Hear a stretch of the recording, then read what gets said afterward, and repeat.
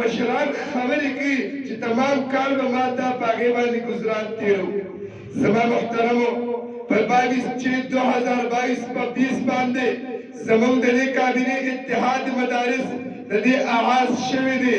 په دې کې لومړی اجلاس شوی په دې 2-3 کاله منځ کې دې کابینې د دې مدرسو د یووالي دپاره د اتحاد دپاره د علماو د یو کېدو دپاره هر جدوجهد کړی دی، هر کوشش کړی دی. یوازې د علماو مدارسو نه بلکې د قوم د بچو دپاره هم چې زما د قوم بچي ضایع نه شي، زما د قوم د بچي منټ ضایع نه شي، زما د قوم بچي خراب نه شي.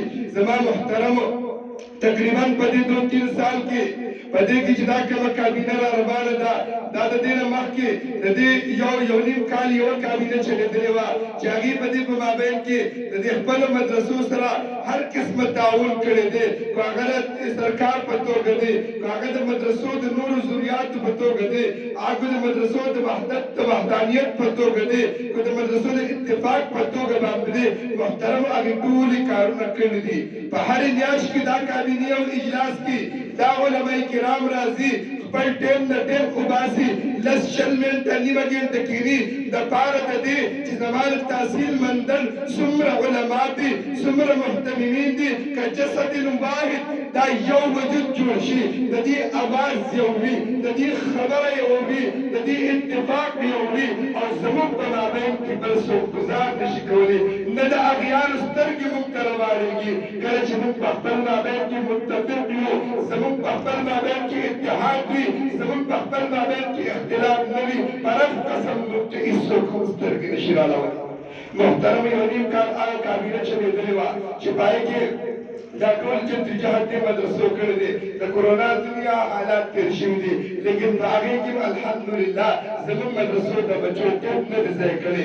هغه خپل سبق یې هم ویلی دی استادانو شاګردانو ته. د قانون چې کومه هغه پالیسي وه کوم ایسوفیزو هغه هم دې علماء کرامو ډېر بهترین انداز سره فالو کړي دي.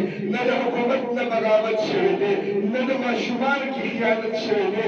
راغلي دي د تحصیل ایسي مندل راغلي دي په مختلفو مدارسو ګرځېدلي، دوره هم کړله، لیکن د دورې نه پس هغه دوی چې قابل صدق او اتحاد او د شاباس لایق او د خبرې منونکي هغه زموږ سره دا علماء کرام دي، دا قرا دي، دا مفتیان دي، دا مدارس والي دي. زما محترمو کله چې زموږ یو نیم کال ترت پوره شو، ملګري بیا راجمع شول د تحصیل مندل محترمان لازمان چې آیا دا کابینه برقرار وساتو که نه حالات اوس ټیټ شوي دي، دې ته ضرورت نشته دی.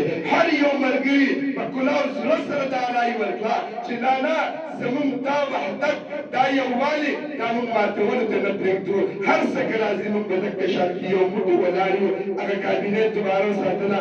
زما محترمو په دې کې هره میاشت کې میټینګ کېږي، کوم ځای تر حده پورې مدرسو کې څه قسمه مسلې هغه راوړي ملګري، هغه خپل منځ کې کوي، خپل کوشش کوي د هغې لپاره. په روز کال هم په سباني تاریخ کوم چې سباني تاریخ دی یو نننی دی، نهم دی غالبا 15 اکتوبر په روز کال بامبېله کې داسې یو عظیمه اجتماع شوې وه چې هغه ډېره زیاته مفید وه.